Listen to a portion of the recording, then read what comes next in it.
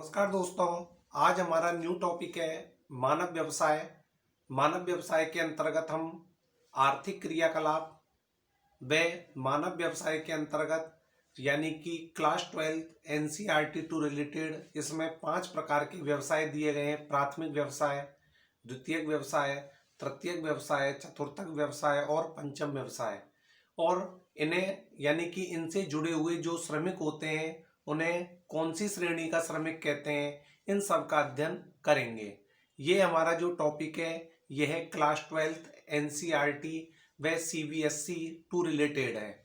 इसके अंतर्गत हम देखते हैं कि सामान्यतः मानव द्वारा कौन कौन से क्रियाकलाप किए जाते हैं। देखिए दोस्तों, सबसे महत्वपूर्ण आती है आर्थिक क्रियाएं। आर्थिक क्रियाएं क्या होती हैं? मानव अपने जीविकोपार्जन के लिए जो क्रियाकलाप करता है या आर्थिक क्रियाकलाप करता है उन्हें ही आर्थिक क्रियाएं कहा जाता है।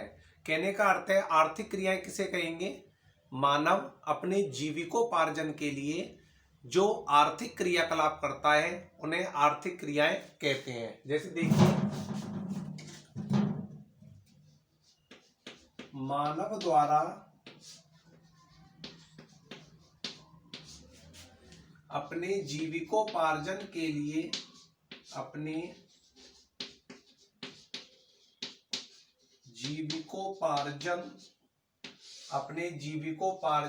लिए जो आर्थिक क्रियाकलाप किए जाते हैं, आर्थिक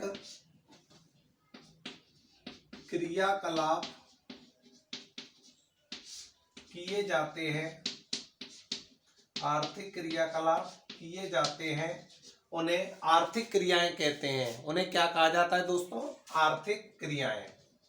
इन्हें आर्थिक क्रियाएं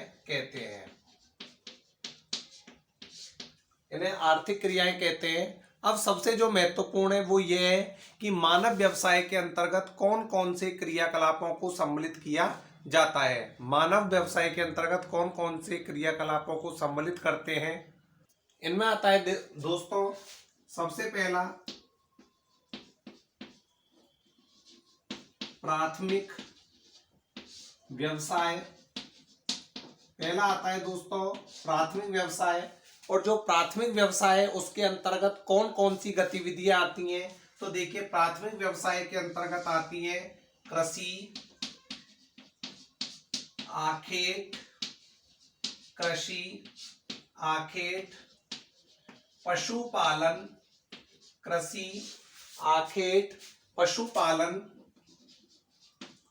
मुर्गी पालन, मत्स्य पालन, खनन, भोजन संग्रह आदि। कहने का अर्थ ये है दोस्तों कि जो प्राथमिक क्रियाकलाप होते हैं उनकी जो गतिविधियां होती हैं वो सीधे सीधे प्रकृति से जुड़ी हुई होती हैं। प्रकृति से जुड़ी होने का अर्थ ये है कि ये गतिविधियां कंप्लीट रूप से यानी कि संपूर्ण रूप से प्रकृति से जुड़ी होने के कारण इन्हें हम प्राथमिक व्यवसाय के अंतर्गत रखते हैं।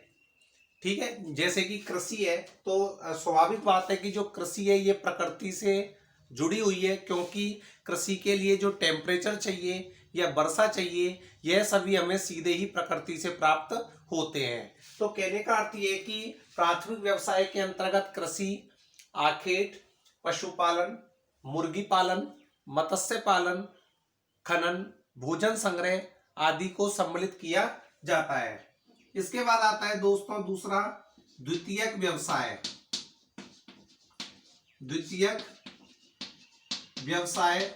और द्वितीयक व्यवसाय में आते हैं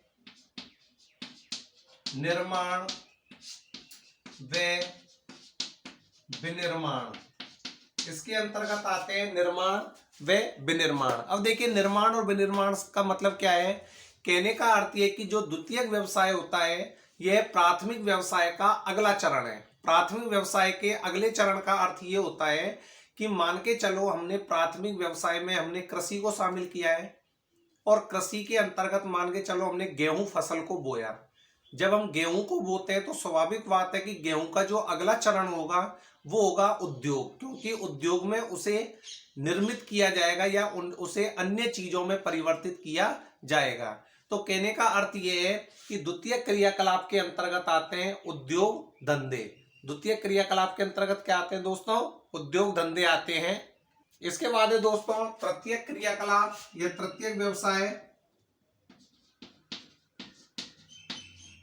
तृतीय व्यवसाय,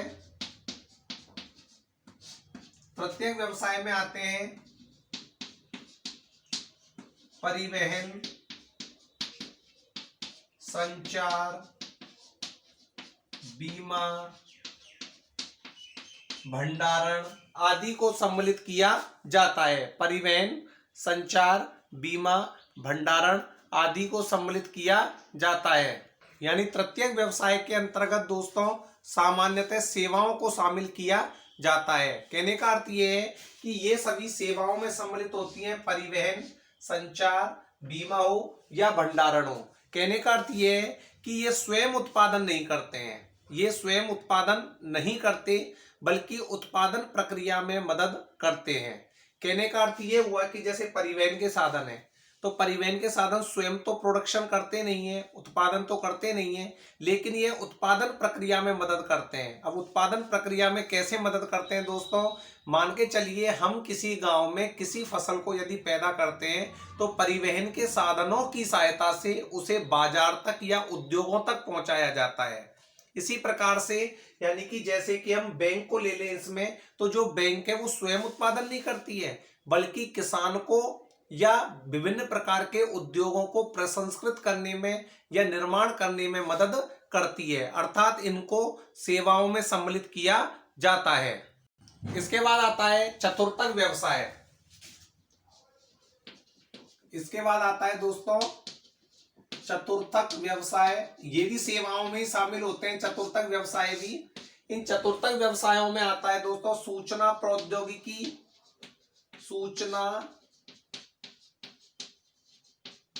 प्रौद्योगिकी व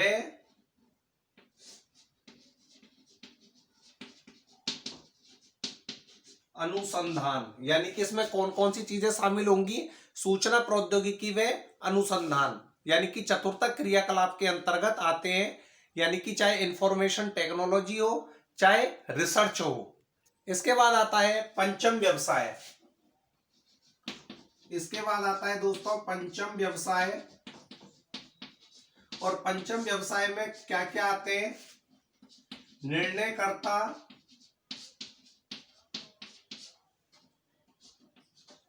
निर्णयकर्ता व नीति निर्माता, निर्णयकर्ता, नीति निर्माता, नीति निर्माता, नीति निर्माता, विशेषज्ञ, विशेषज्ञ सम्मिलित किए जाते हैं। कहने का अर्थ यह है दोस्तों सामान्यतः नेट के एग्जाम में और पीजी यानी कि एमए एमएससी में भी इससे जुड़े हुए क्वेश्चंस पूछे जाते हैं कि इनसे जुड़े हुए जो श्रमिक होते हैं उन्हें किन नामों से जाना जाता है। तो इसका एक ट्रिक है जो कि सामान्यतः है दोस्तों RBPWG, यानी कि RBPWG।